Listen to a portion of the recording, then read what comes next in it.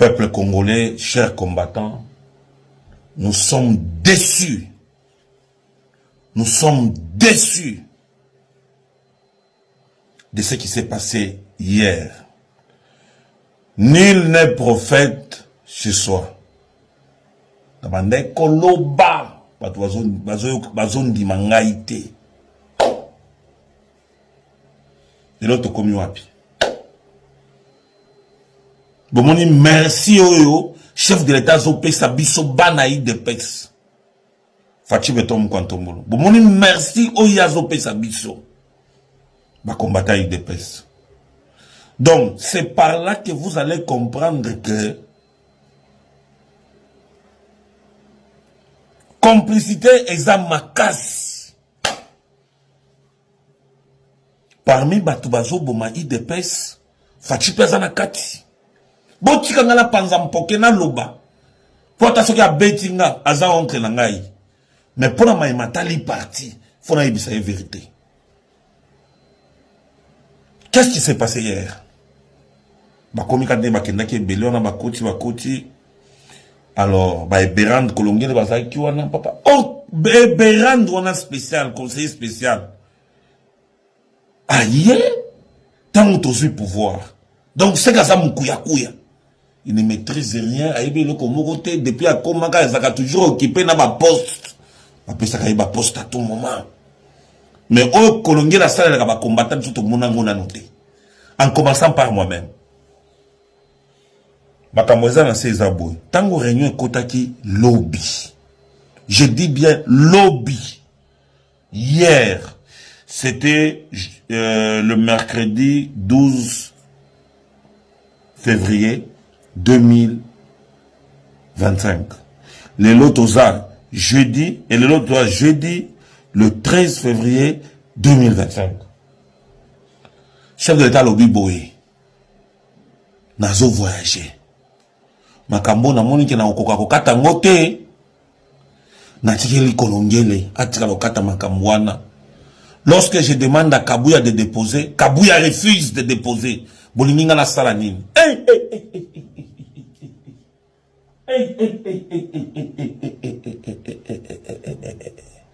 Il est kilingai.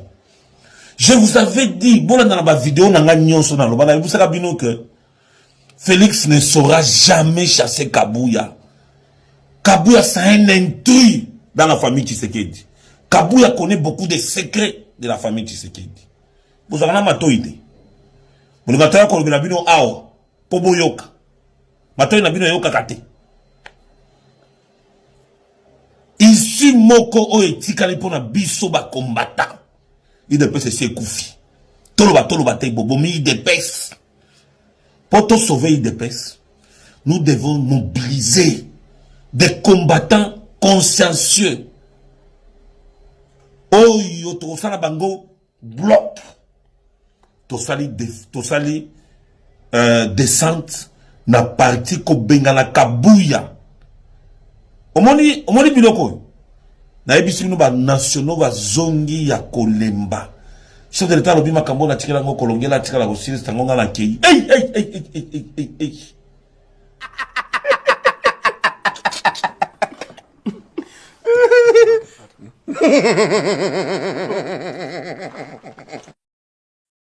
Pasa gili azana parke nini. Na luki lobi na tamboli lokola mutu aliboma.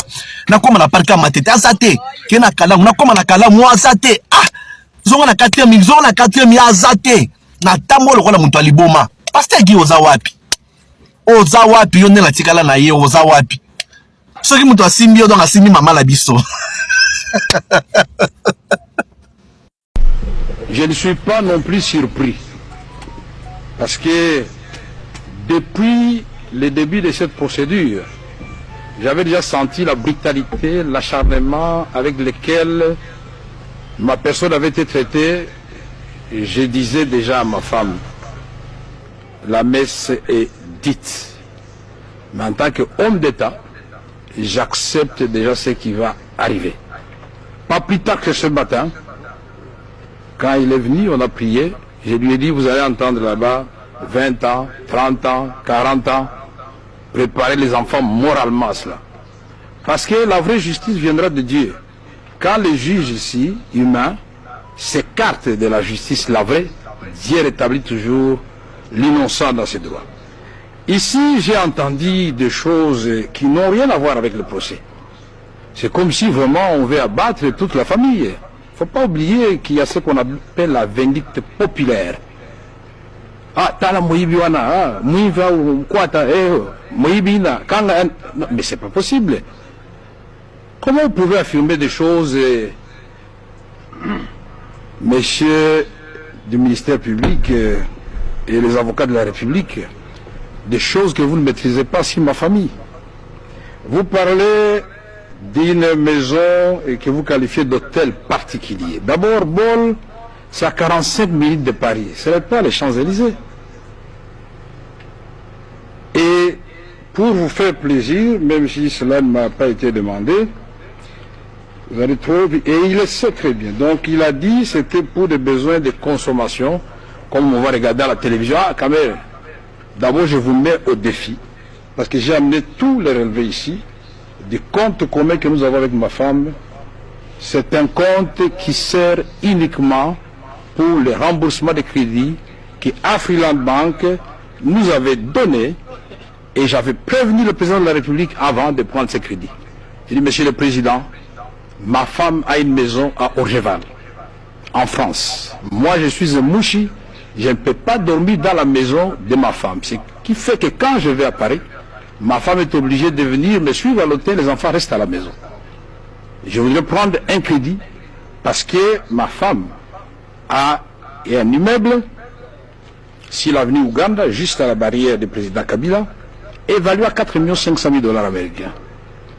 Elle a un autre immeuble sur l'avenue Giré de 6 étages et elle vient de vendre, d'ailleurs, on n'a pas encore tout payé, 1 700 000 lui ont été réservés. Dernièrement ici. Alors quand on entre dans des considérations de la vie privée des gens, il faut faire attention. Cet immeuble est enregistré sur les noms des enfants. Mpiana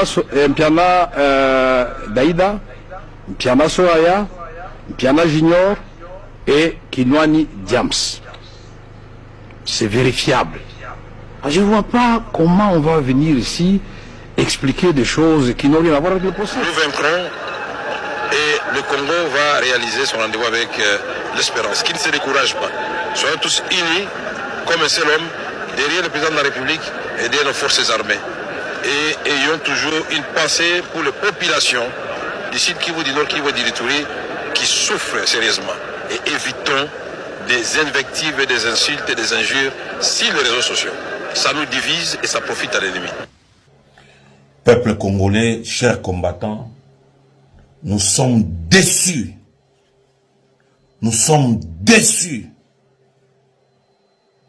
de ce qui s'est passé hier. Nul n'est prophète chez soi.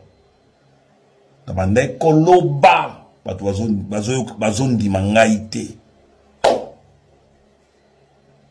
De l'autre commis wapi.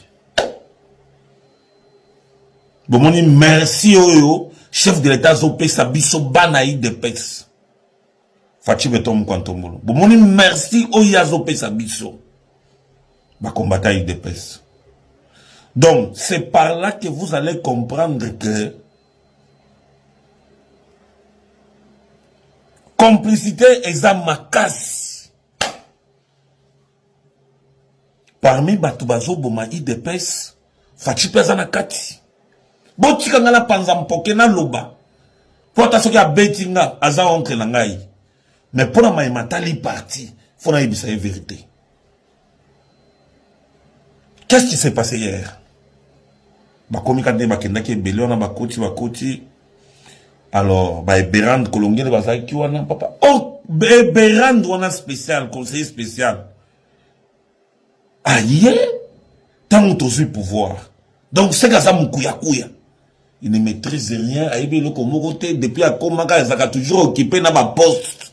Après ça, il a poste à tout moment. Mais au Kolongé la salle, il a combattu tout le monde a noté. En commençant par moi-même. Makamboza na César Boy. Tango réunion kotaki lobby. Je dis bien lobby. Hier, c'était le mercredi 12 février 2025. Les Lotosa jeudi et les Lotosa jeudi le 13 février 2025. Chef de l'État lobby boy. Nazo voyager. Makambo na moni ke na okoka kokata ngote. Na tikeli kolongele atika lokata makambwana. Lorsque je demande à Kabouya de déposer, Kabouya refuse de déposer. Bolininga na salanine.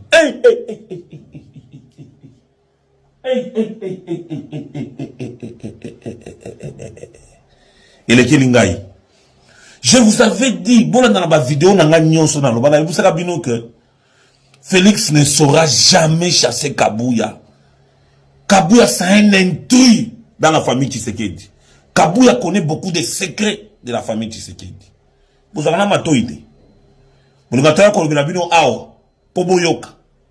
Matoïde na bino yoka kate. Ici, moko o etikali pona biso ba combattant. Il dépêche c'est koufi. Toloba te bobo mi il dépêche. Pour te sauver il dépêche. Nous devons mobiliser des combattants consciencieux. Oh yo to sala bango bloc. To sali descente na parti ko bengana Kabouya. Omoni biloko. Na ebisi bino ba nationaux ba zongi ya kolemba. Chef de l'État lobi makambo na tikela ngo kolongela tikala ko siri tangonga na kei. Mboka oyo Congo banda hombo ya nia ezalaka te.